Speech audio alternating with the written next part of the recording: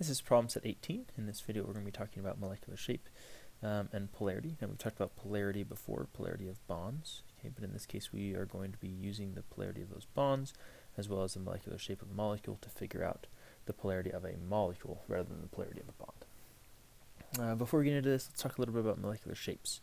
After we draw a Lewis structure, we can find something that we call the steric number. The steric number can be thought of as the number of electron groups around a central atom. So for the steric number, we're going to count up all of these things: single bonds, double bonds, triple bonds, lone pairs, and in the case that we have like a lone electron. For each of those groups that exist around a central atom, or around an atom, those contribute to the steric number. So if you have an atom with, or a molecule with single bond on one side, double bond on another side, and a lone pair, that would be a steric number of 3. 1, 2, 3 things. Okay, then if we know the steric number, we know that those three, in that case, those 3 electron groups are going to repel each other as much as possible. And whether it's 3 or 4 or 5, 6, we know that those electron groups that make up the steric number are going to spread out as much as they can, and those are going to give us certain geometries. So here are the geometries that can exist. So if we had a steric number of 2, those electrons would form a linear shape. 3 would form trigonal planar, is what we call that. It's just a flat plane. 4 would form tetrahedral. Now, one thing that you don't necessarily need to know for this class, but sometimes you'll see a wedge, well, bad line, a wedge right there. Okay, excuse me, that's the wedge. Okay, and this is a dash.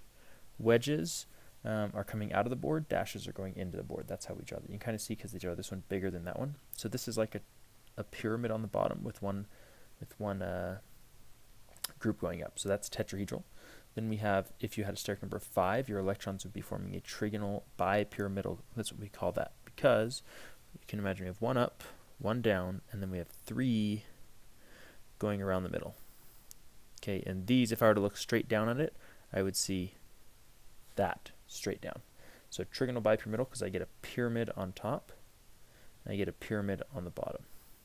So trigonal bipyramidal. And then if I had 6 groups, then that's octahedral. It's like a plus sign in the middle with 1 up and 1 down. Now those are the geometries that the electrons are going to form. So that tells us the electron geometry. Now we also have a molecular geometry, or a molecular shape. Now if every electron group is a bond, then the electron geometry and the molecular shape are the same, because everywhere that you have electrons, you have atoms. But like in the case here, where let's say I had a steric number of 3, my electron geometry would be trigonal planar, but one of those is a lone pair, and so that lone pair affects the shape, okay, but we don't really count it, and so we just end up with this bent molecule.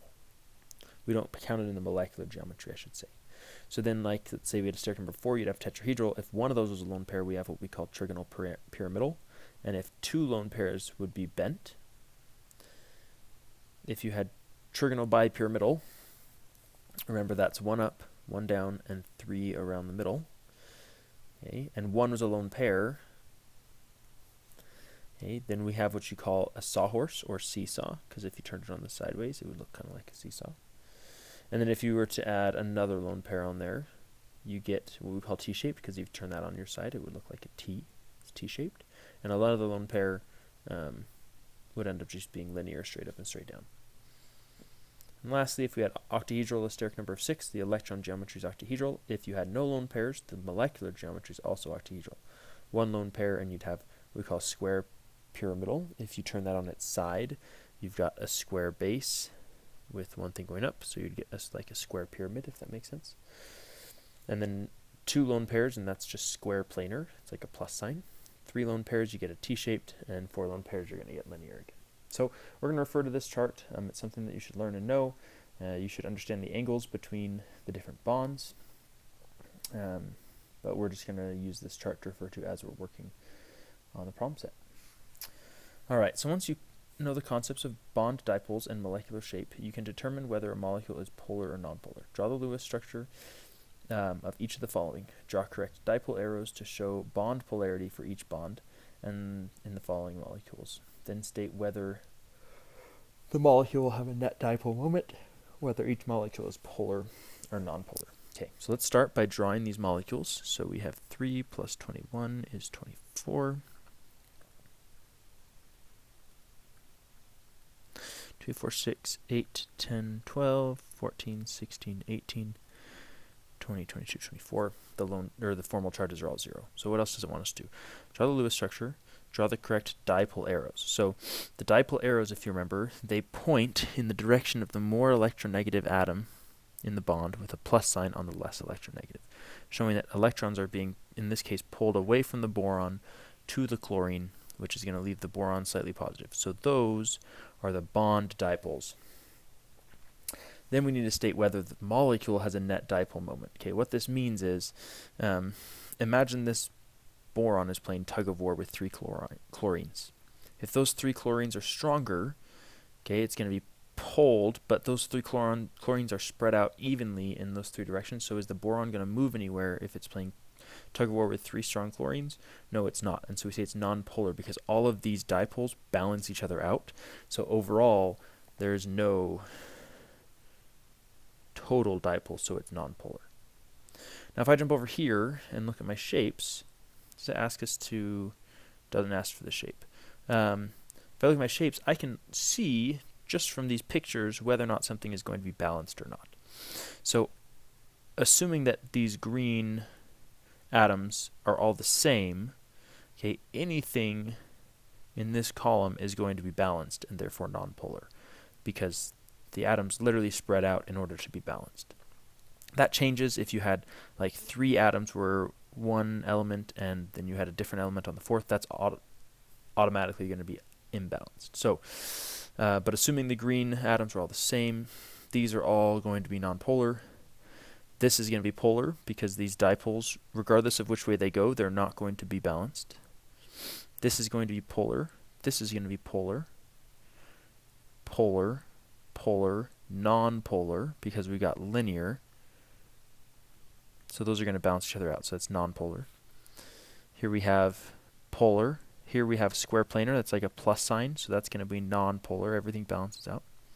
T-shaped is polar and linear is the nonpolar. So really, I don't really need to even think about the bond dipoles in order to figure out if there's an overall dipole. I can just look at the shape. All right, NBr3, 5 plus 21 is 26. 2, 4, 6, 8, 10, 12, 14, 16, 18, 20, 22, 24, 26. Check my formal charges. They're all 0. So then I draw my dipole moments. And in order to do that for these guys, I'm going to go ahead and pull up an electronegativity chart. Here's my electronegativity chart. Oh, I clicked on the wrong one. There it is. So I've got my nitrogen here. Looks like it's 3.04 with bromine, which is 2.96. They're pretty close, but nitrogen's going to be more electronegative. And so we're going to have dipoles going in. And but overall, is there a dipole? And maybe the way I drew it, it looks all balanced, but that stresses the importance of not putting too much weight on the way that you actually draw the molecule, because we can draw them in 2 dimensions however we want. We have to think about how they look in 3 dimensions. So let's count the steric number. 1, 2, 3, 4. So my electron geometry is going to be tetrahedral. With a 1 lone pair, I'm trigonal pyramidal. Okay, and that's not going to be balanced because you've got all your dipoles pulling up in this case with nothing pulling down to balance them off. So this is going to be polar.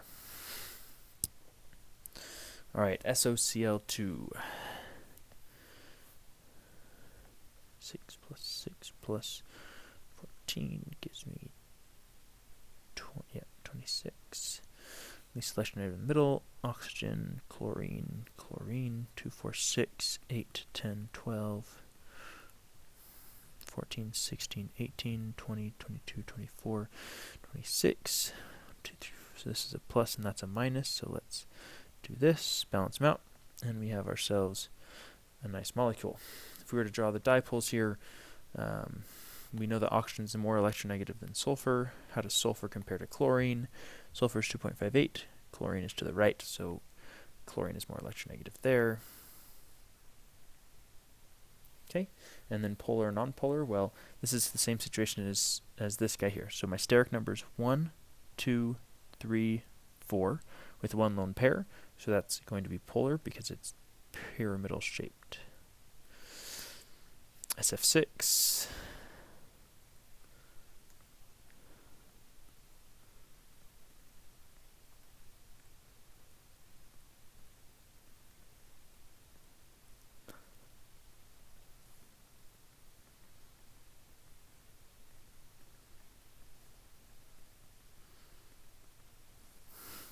Formal charges are all 0.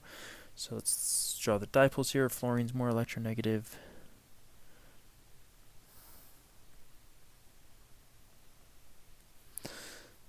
And this is going to be octahedral because it has a steric number of 6, which is going to be nonpolar since everything around the outsides is the same. Let me make sure that's what all they needed. Okay. Explain the difference between a polar bond and a polar molecule. All right, so a polar bond we say happens when you have a difference in electronegativity between the two elements.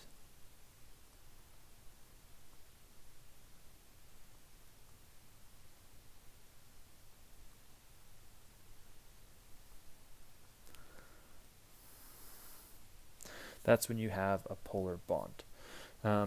Now we have to draw the line somewhere, and so we usually say that the difference in electronegativity has to be greater than 0.4. Then what is a polar molecule? Polar molecules happen when you have a asymmetrical distribution of charge or distribution of electron. So that really depends on the shape. All right, which of these stereoisomers, you don't know what that means yet, don't worry about it, but which of them is more polar?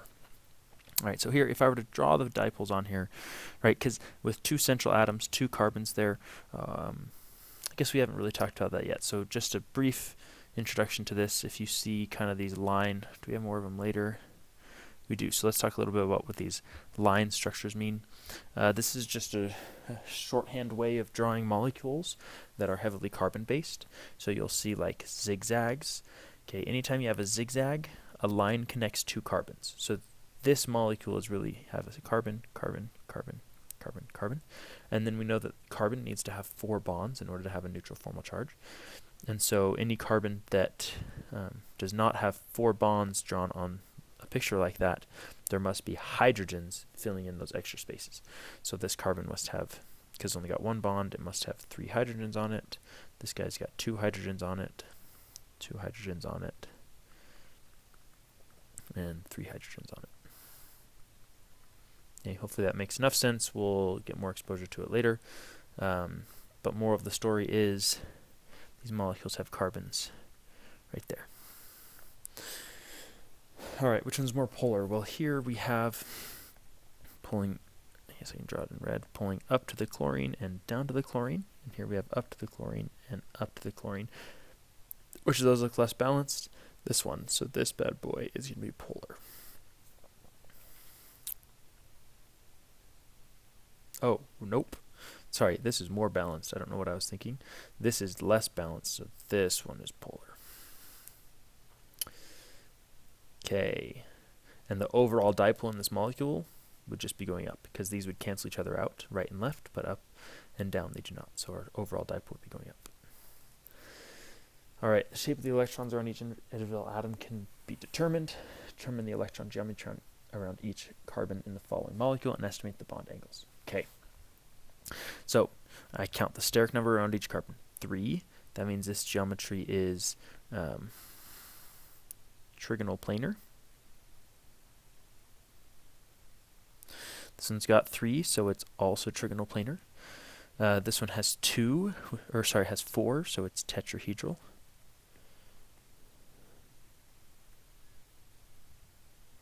and this one has 2, so it's linear. Okay, and then they also want bond angles. Okay, well, when I have a trigonal planar thing, I'll draw it in a different color.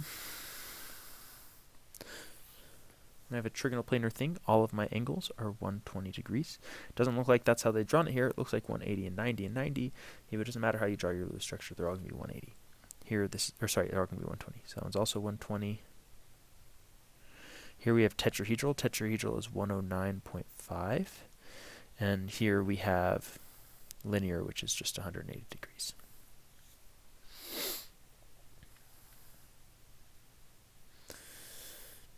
The molecules shown below smell like lemons. Draw the implicit hydrogens and write in the expected bond angles for each carbon atom. What is the relationship between these molecules? Okay, this is going to be fun. So let's draw the implicit hydrogens on here.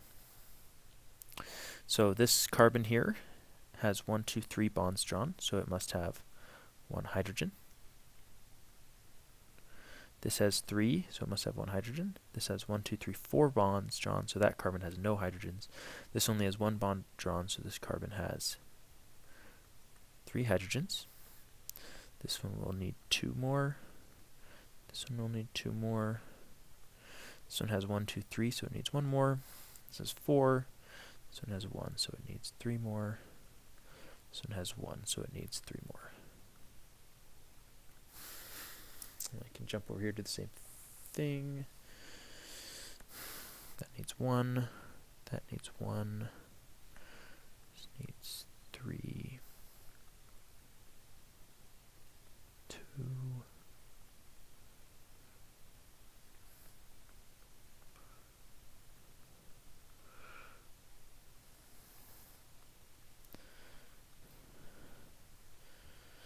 Okay, got my implicit hydrogens drawn.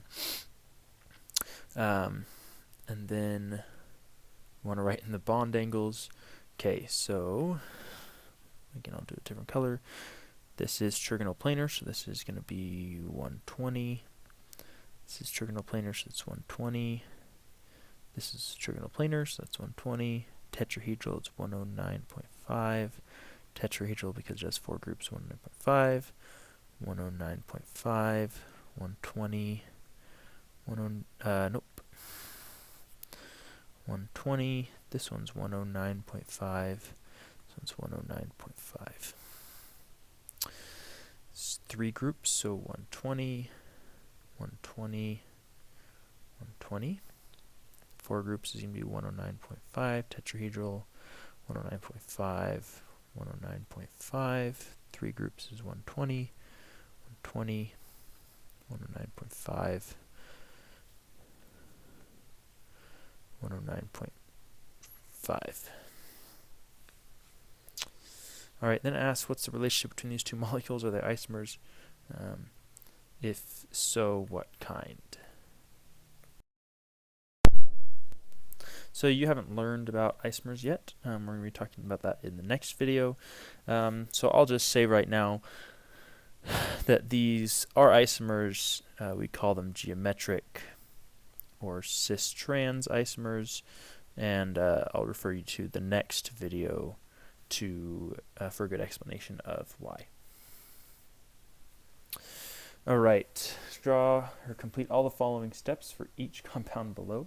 I'm going to draw the Lewis structure with the formal charges, the electron geometry, the molecular shape, estimate the value of the bond angles.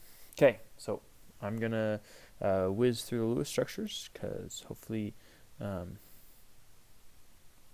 if you're not very smooth on those, check out my last 2 videos about Lewis structures. So now, if I want to find out the electron geometry, I just count, or I guess I can put my lone pairs on there. Okay, electron geometry, I just find the steric number around the central atom. It's 4, so that's going to be tetrahedral. And molecular shape, since none of them are lone pairs, it's also tetrahedral. And for tetrahedral, the bond angles are 109.5. All right. ClO2, we get Cl, OO, let's see, 7 plus 12 plus 1 is 20. 2, 4, 6, 8, 10, 12, 14, 16, 18. 2, 4, 6, 8, 10, 12, 14, 16, 18. Hold on. 20. There we go. Okay. Formal charges suggest I should do this. Now formal charges are 0, except for that guy. Okay, and if I wanted to, I could do this. I could draw a Lewis or a resonance form if I wanted to. Steric number is 4, so my electron geometry is tetrahedral. But then 2 lone pairs mean that my molecular shape I'm left with is bent. Now tetrahedrals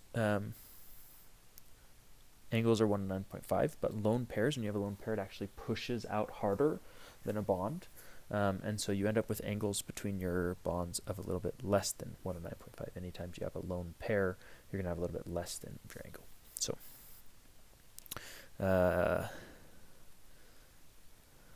oops.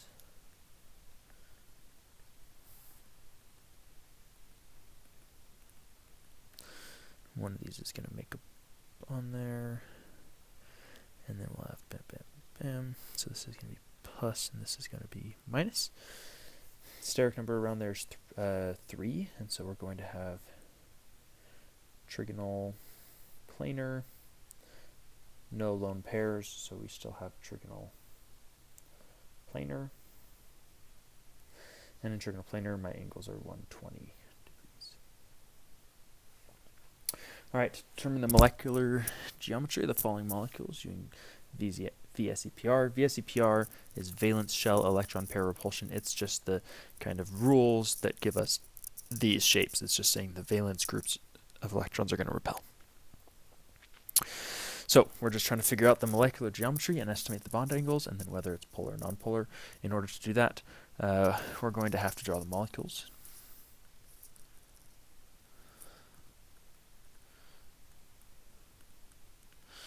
What does this give us? 22, 4, 6, 8, 10, 12, 14, 16, 22, 4, 6, 8, 10, 12, 14, 16, 18, 20, 22.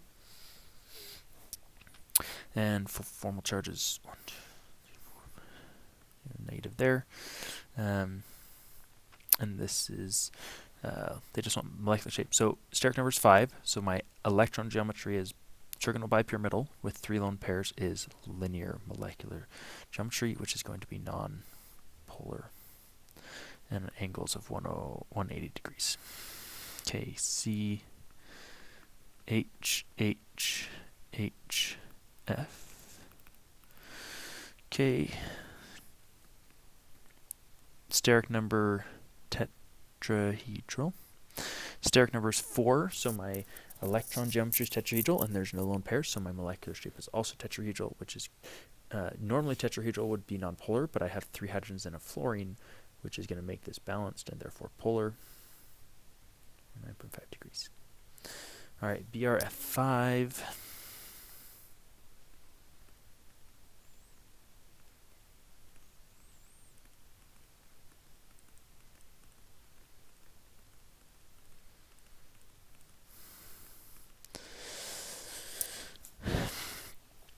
Here I have steric number of 6, which would normally be octahedral.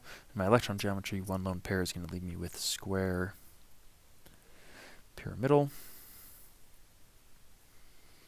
which is not balanced and is therefore polar. And my angles for octahedral are 90. With 1 lone pair, though, we're going to say a little bit less than 90.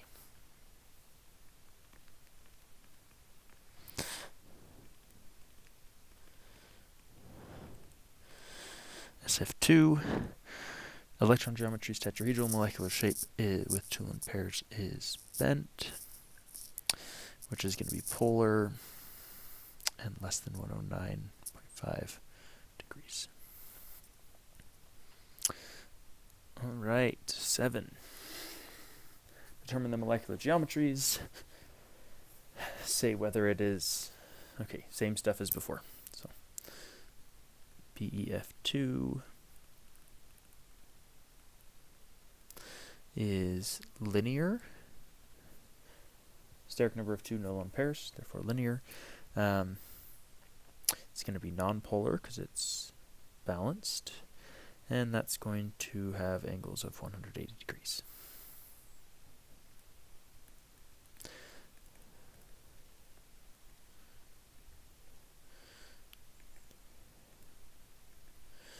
CF2, steric number of 5 is trigonal bipyramidal with 3 lone pairs is linear.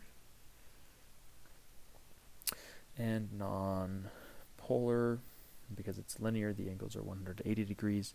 You might want to say less than 180 because the lone pair, but that's actually not true, because the shape we have 1 up, 1 down, and 3 lone pairs around the center. These 3 lone pairs are all pushing up and down equally, and so we don't get any bend in those bond angles. So 180 it is. ClO.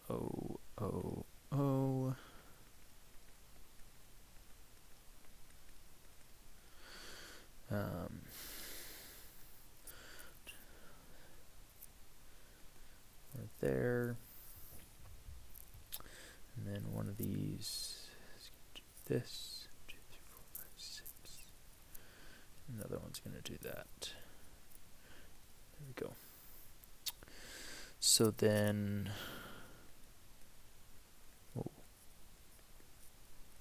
and this would have resonance forms. Steric number of 3 with 1 lone pair is going to be trigonal pyramidal. And then that's going to be polar, because the electron geometry is tetrahedral, so my angles are going to be less than 109.5.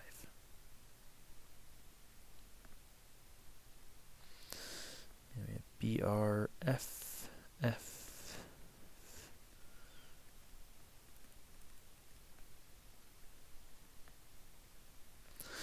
Electron geometry with a steric number of 5 is trigonal bipyramidal. 2 lone pairs leave me with T-shaped, which is not balanced. It's going to be polar. Now, trigonal bipyramidal is tricky because it comes with 2 bond angles. Okay, around the middle you have 120 degrees, and on top and on bottom you have 90. So when 2 of these become lone pairs and I have T-shaped, I lose the 120 around the middle and I just have the 90 degrees on top, 90 degrees on bottom. But those lone pairs around the middle push, and therefore instead of having 90 I have a little bit less than 90 degrees.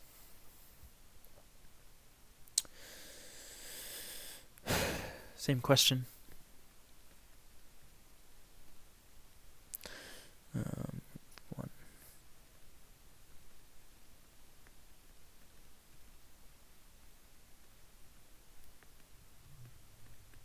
The resonance forms. Steric number of 3, no lone pairs, is going to be trigonal planar. And then that's going to be nonpolar with angles of 120 degrees. XEF4.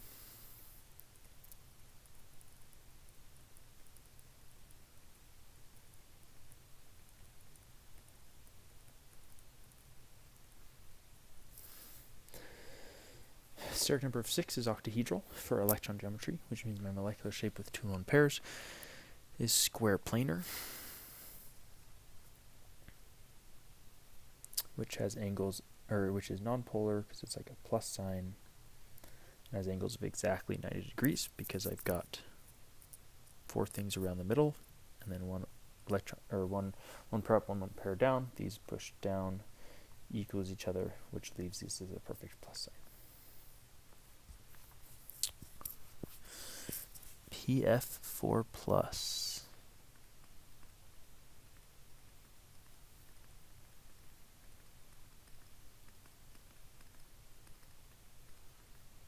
Final charge positive on the phosphorus.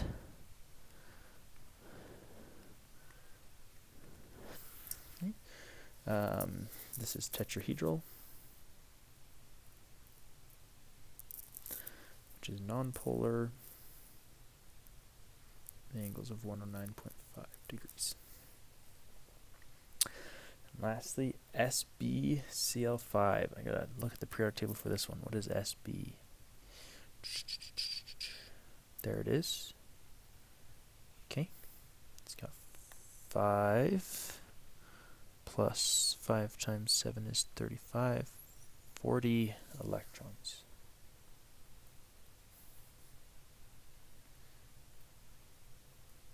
Two, 4, 6, 8, 10, 12, 14, 16, 18, 20, 22, 24, 26, 28, 30, 32, 34, 36, 38, 40. Well, formal charges are all 0. I've got 5 things with no lone pairs, so my molecular geometry is going to be trigonal